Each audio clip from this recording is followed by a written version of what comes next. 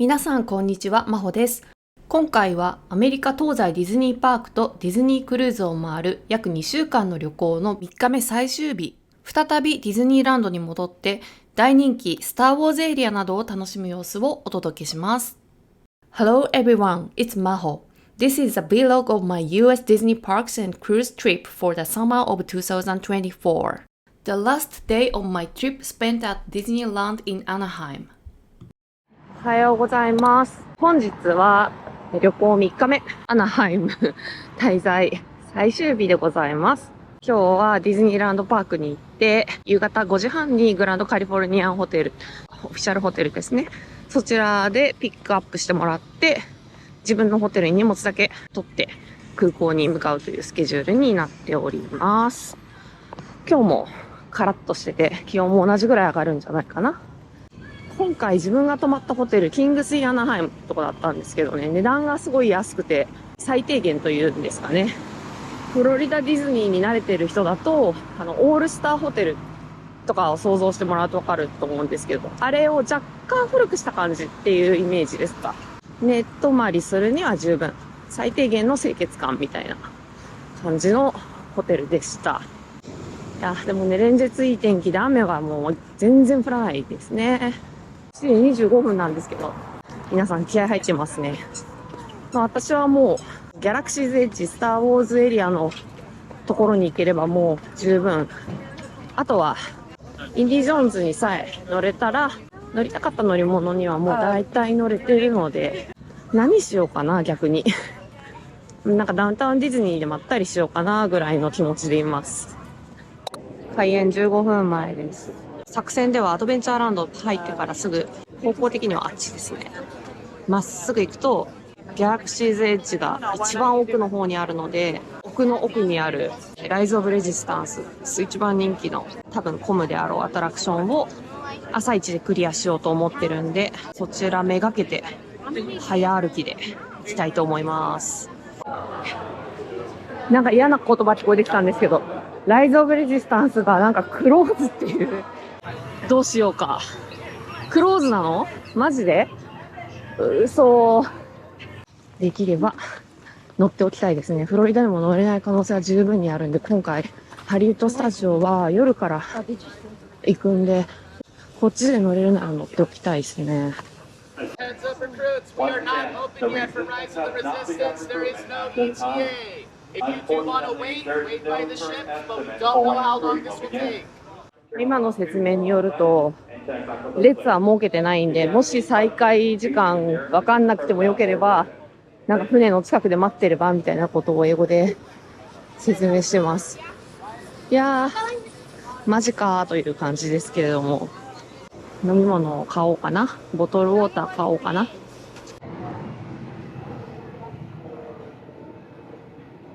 もう一個のミレニアム・ファルコンに向かおうと思います。近くにいればね、突然オープンになってもいけるかなという期待を込めて、メインのエリアになります。ここはお土産屋さんですね。さあ、見えてきました。こちらミレニアム・ファルコンに乗れるというコンセプトのアトラクション。こっちもやってないの？テンポラリークローズド？マジで？ここも？2つともクローズなんていうちょっと信じられないことが、スタンバイ45分待ちって書いてあるんですけど、わお。2つともやってないのはちょっと痛いですね。まあでも今日はもうね、残るミッションは3つだけ乗れればいいと思ってるんで、その3つに注力していきたいと思います。私には幸いこの有料で個別に買うパスじゃないマルチパスはあるんで、計画練っていこうかなと思います。いろいろ考えた結果ですね、オガーズキャンティーナ、フロリダで予約してあるんですけど、こちらでも朝からやってるんでね、ちょっとお腹空いてるから、いつ開くかわかんないアトラクションの前で待ってるよりか、近くで時間潰せるっていうことで、こちらで朝スナックをちょっとつまみたいなと思ってます。ミレニアム・ファルコンの並びにあるこちらの隠れ家的なレストランにやってまいりました。オガーズキャンティーナ。朝一なんでお客さん全然いないですね。冷房かなり効いてるんで寒いかも。こちらのブルーミルクにクッキーが乗ったドリンクを頼みました。もう一個スナックを頼んでます。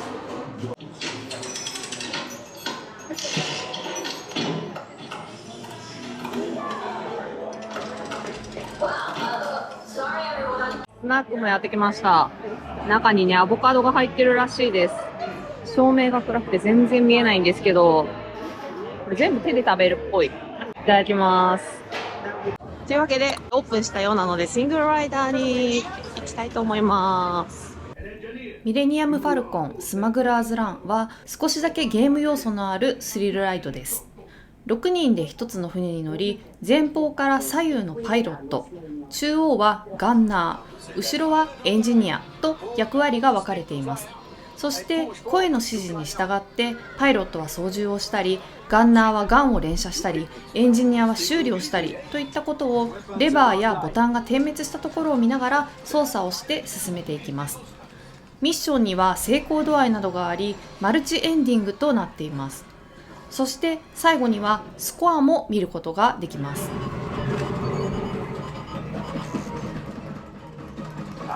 Flight engineers, fire the harpoons.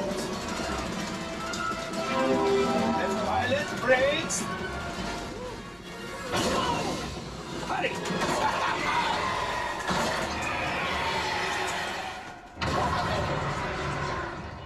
It's coming down.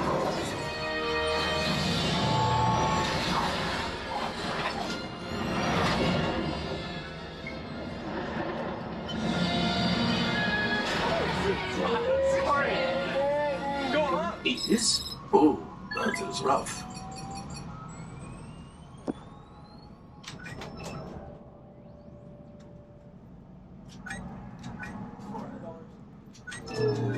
Oh, wait, my friends. I'm afraid we have picked up a hitchhiker. Enfin, scan the exterior of the Falcon for life forms. You see, this happens sometimes when you travel through uncharted regions of the galaxy as much as I do. It is not unusual to find a stray species or two clinging to the hull.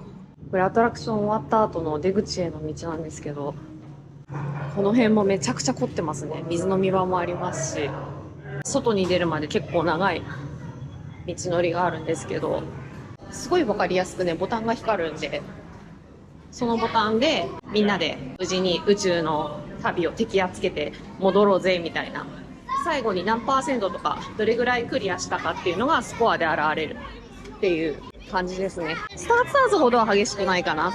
まあまあ動く感じのアトラクションです。いやー、もう一個のねアトラクション動いてくれればいいんですけど、ライズ・オブ・レジスタンス。カリフォルニアはなんかこの手のぬいぐるみをみんな肩に乗っけてるんですよ。みんなどうやって乗っけてるんだろう。なんかやってるのかな。マグネットかなんかついてるのかなって思ったけど、あ、マグネットになってますね。だから服の内側にこのマグネットしてくっつけてるんだ。なるほどね。なるほどなるほど。だからみんなこういうの買ってるんだ。かわいい。あ、これもすごい強いマグネット入ってますね。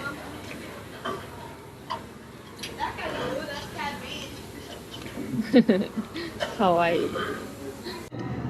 チェスボードって風チェスじゃないけど、ここはなんかサイコロもあるし、マジックショップかな。今からオープンするみたいです。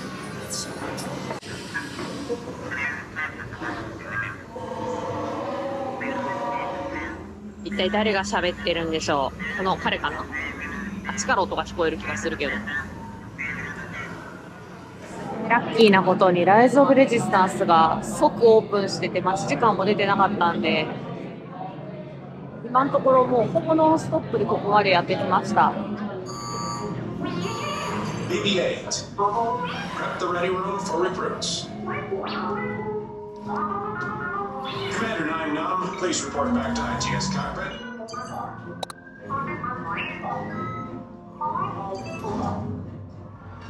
BB-8, is everyone assembled? Good. Shouldn't you be in flight prep? Recruits, thank you for joining the cause. Thank you, Lieutenant.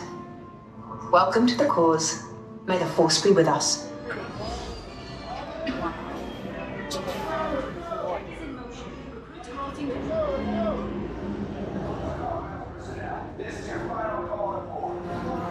I am getting a high reading of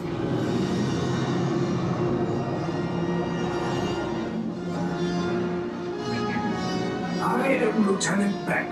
As you heard from Ray, I have been tasked with getting you to Vakara. Where are all those TIE fighters coming from? Star Destroyers. We can't. We're caught in the tractor beam. It's pulling us in. Get some parts and make us a fair fight. Don't worry, I'll come back for you. Stay strong.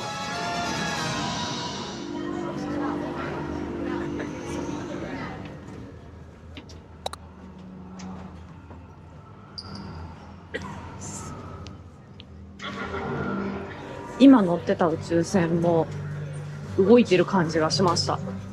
で、メインの乗り物に乗るっていう流れなんですけど、すごい凝ってるなーっていう印象です。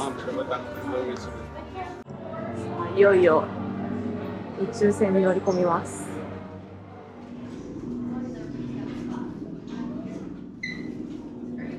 The resistance prisoners. You have what I want. We'll take it from you. We'll need on the bridge. Keep the prisoners here. I will return to finish this personally. Then head down to the escape pod base. Those droids are programmed to return you to Batuu.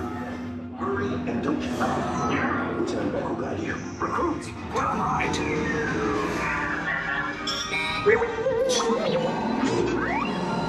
Probe droid. You're lucky it didn't spot you. Take those turbo lifts and stay out of trouble. Hey, you're not authorized. Wait, there goes the prisoner.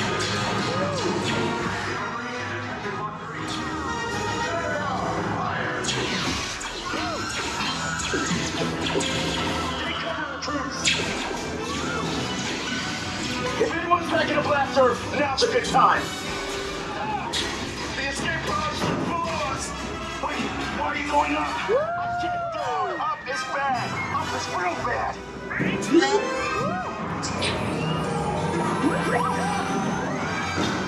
Fields. I see no evidence. Sir, the prisoners have escaped. How brave, but ultimately hopeless. There's nowhere to run.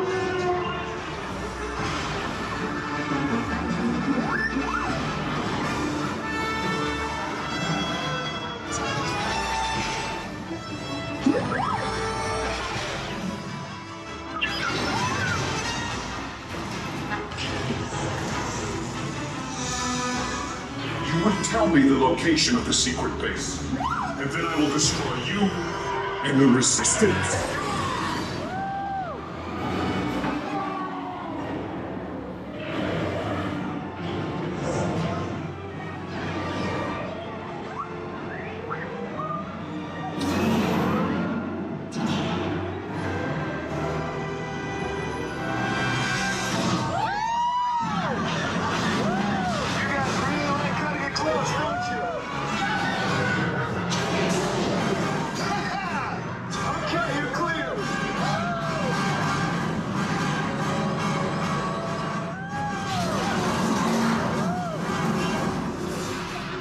Your escape pods came in a little off target.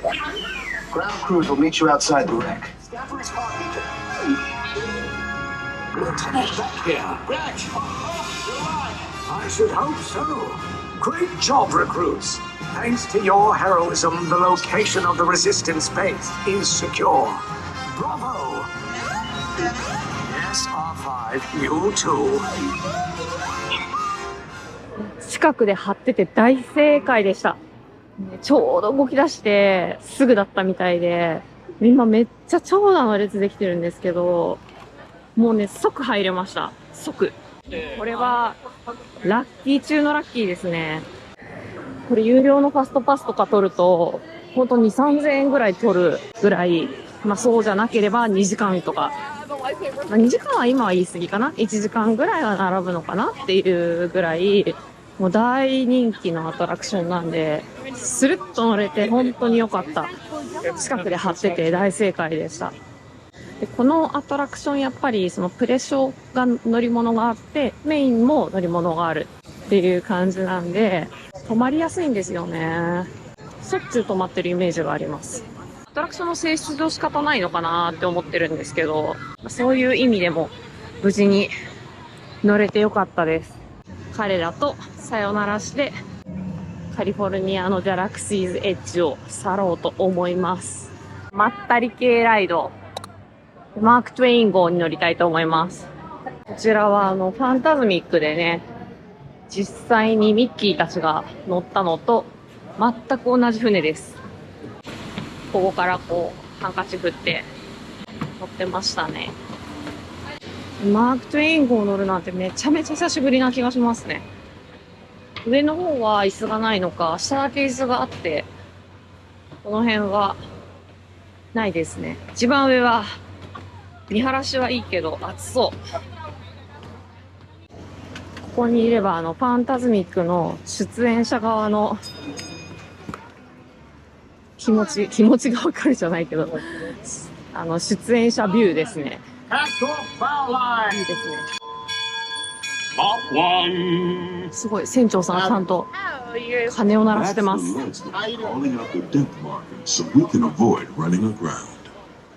左側は人気です。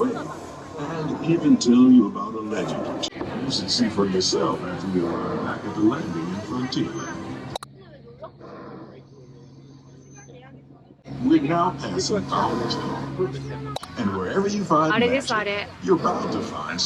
そろそろオープンするティアナのはすごい森って感じになってる。工事中のところもありますね。足場じゃないけどなんかが建設中、まだできてないからちょっとかかりそうですね。Tiana's Bayou Adventure is part of Bayou Country, a welcoming wilderness filled with tall trees and tall tales about animals that talk, play music, and sing. オレンジ色なんだろう。キューラインかな。キューライン用ですね、多分。まだできてないから、さっきのスター・ウォーズエリアの道が閉ざされてたんですね。今日も人がいっぱいいますね。D23 が昨日までだったんで、それのゲストの人たちが結構来てる可能性もあります。月曜日とはいえど、土日とあまり変わらない混雑ぶりに見えます。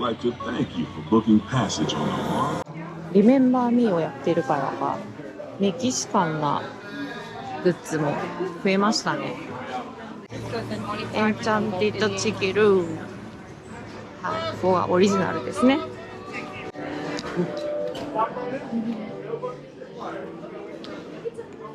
日本だとスティッチとか出てきたりいろいろ。ここは一番オリジナルなチキルームが見れると思います。他のチキルームに比べると、ちょっとアトラクションの場所自体が小さめな感じしますね。本当に初期から変わってない感じかな。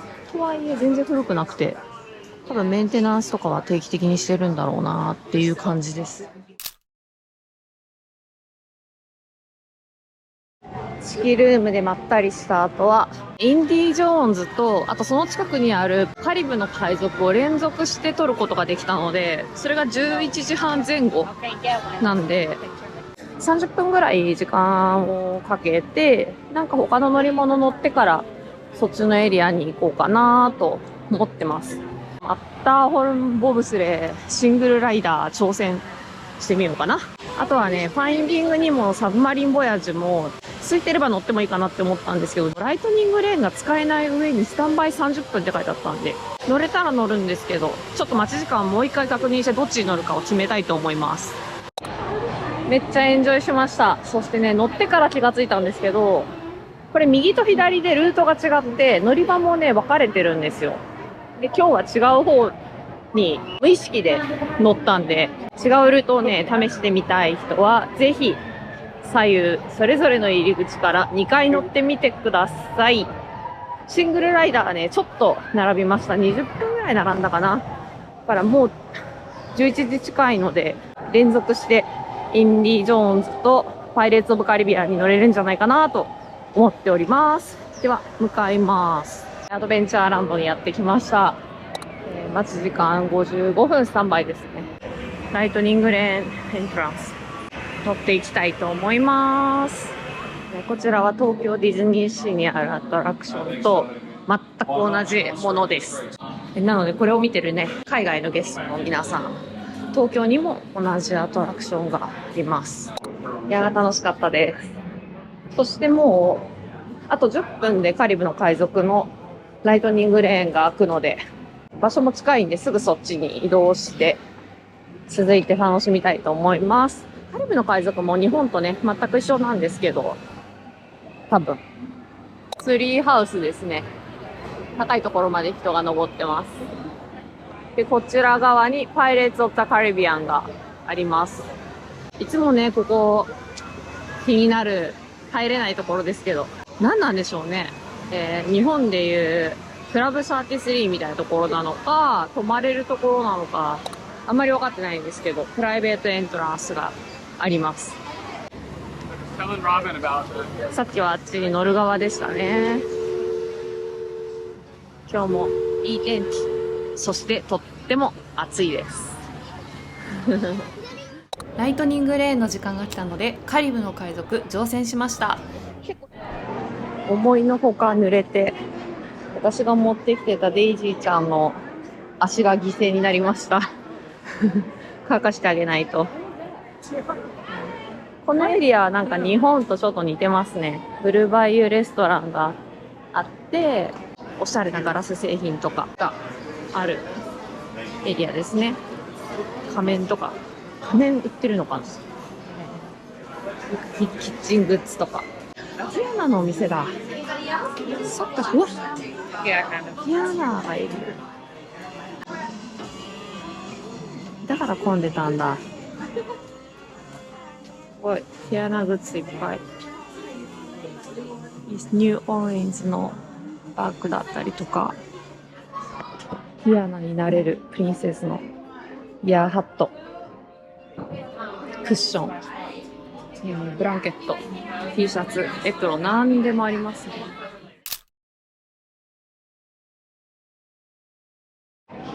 ティアナはね、お願いしたらシングルピクチャーを撮ってくれました。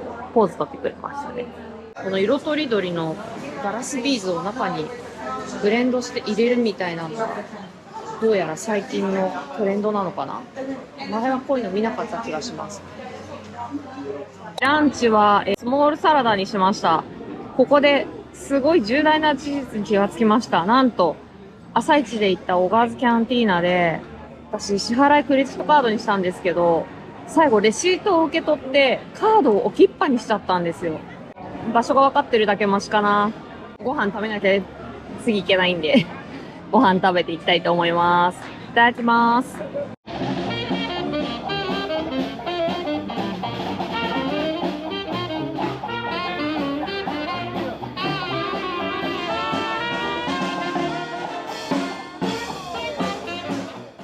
クレジットカードを置き忘れて気持ちは焦っていますが、こんな時でも撮影を忘れない。あとね、サラダはドレッシングの代わりに味がしっかりついてるベーコンとかピクルスとかで結構美味しかったですね。こういう時ね、本当に焦ってると味しないみたいなこともあるかもしれないんですけど、意外と普通に食事は楽しめました。何喋ってるんだろう。お、なんか見せてる。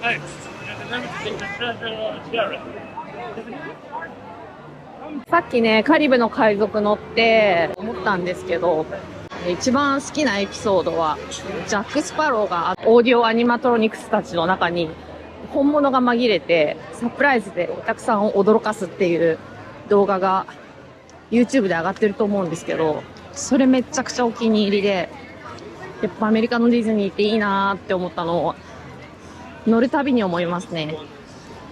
そういう遊び心があるのがアメリカのディズニーのいいところだなって私は個人的に思ってます。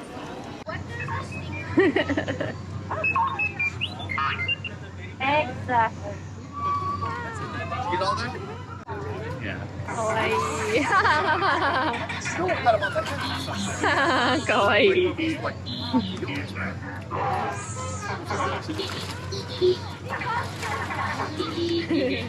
後ろのキャラも反応してる感じです。かわいい。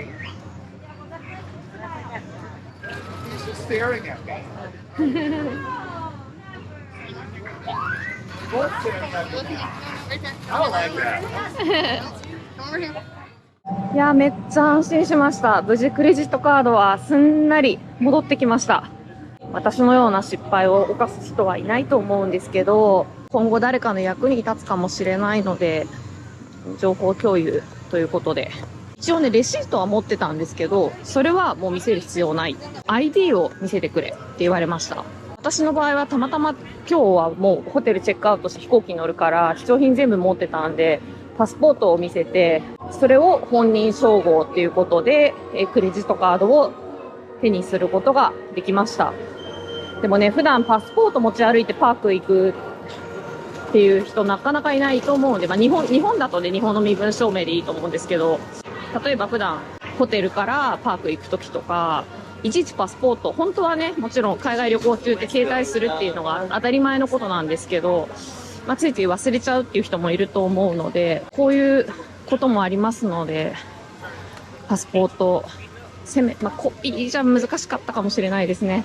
だから、ちゃんとパスポート持ち歩くっていうのは、本当に大事なことなんだなっていうのを痛感しました。支払いがね、終わってカードを持ってくのをつい忘れてしまったっていう自分の落ち度なんですけど、それを防ぐためにはね、やっぱりマジックバンドで支払いとかも全部リンクしてるので、それなくしちゃったら意味ないんですけど、やっぱりいろいろなものを気にしながら、ね、私の場合はカメラとか携帯、GoPro、いろんなものを持ち歩きながら忘れないようにって気を配るの結構大変なんで、マジックバンド腕に一つあるとね、すごい楽なんで、マジックバンドプラスですね、今は。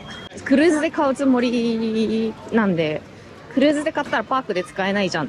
パーク行った後に行くんでって感じなんですけど、最後にね、チップ書いたりしてレシート渡すっていうその一作業があるんで、日本とちょっとそれが違うんで、そこがちょっと今回のミスした原因かなって思ってるんで、反省は反省で次に生かしていきたいと思います。万が一のことがあってもね、カードは電話すれば止められるし、予備のカードも持ってきてるしっていうことで、本当にどうにもならなくはないんですけど、で、現金もそれなりに持ってましたし、本当にカード問題が解決してよかったです。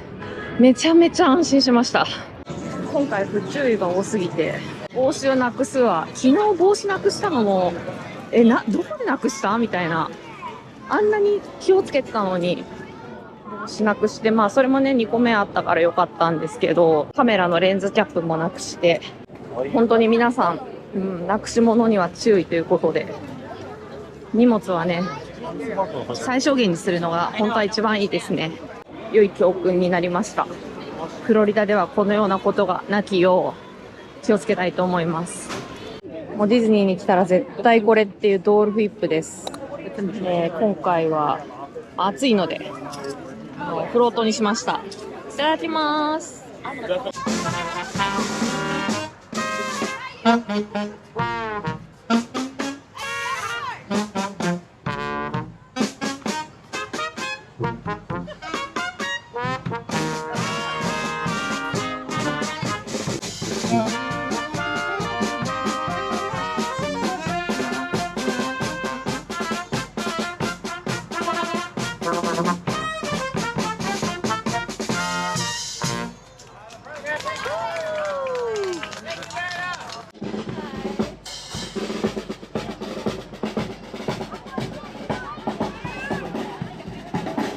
メリタと一緒にマーチングバンドがいて、スモールワールドを演奏して、ここにスモールワールドがあるという、いい演出ですね。そして私は、トゥーンタウンに向かおうと思います。もう遠いから来ないと決めていたつもりなんですが、トゥーンタウンに再び一昨日ぶりに戻ってくることになりました。なんかね、もう1時間待ちになってるんですよ。ロジャーのカートゥーンスピン。東京のね、トゥーンタウンと同じ内容ではあるんですけれども、口癖ですね。せっかくライトニングレーンのパス取れたので、すぐ乗れるから乗ろうという精神で、今から向かうはこのドジャーラビットのカートゥーンスピン。東京とはね、位置が違います。あ、なんかキャラクターがグリーティングしてる。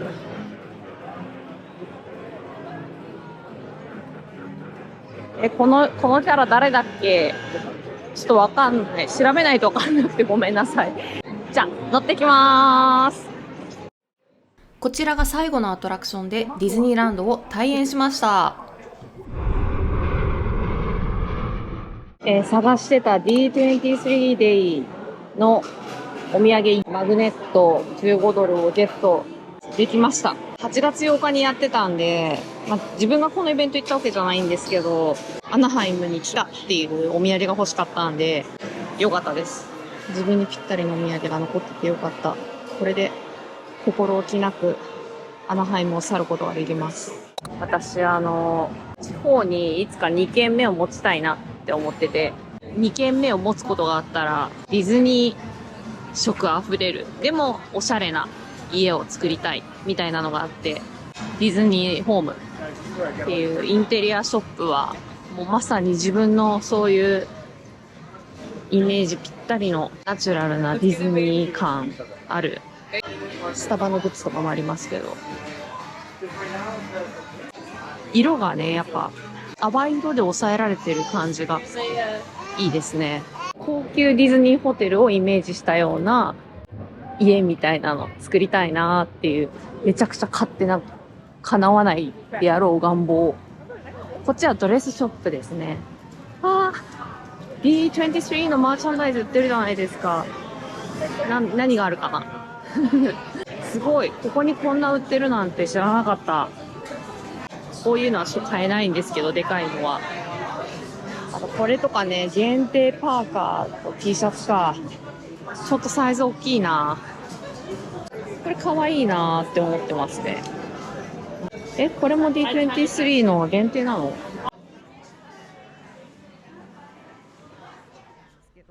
次回はロサンゼルスからフロリダのオーランド国際空港、そしてディズニーワールド編に入りますが、その道中でまたしてもトラブルが？さて、どうなったのでしょうか？ぜひチャンネル登録をしてお待ちください。お楽しみに。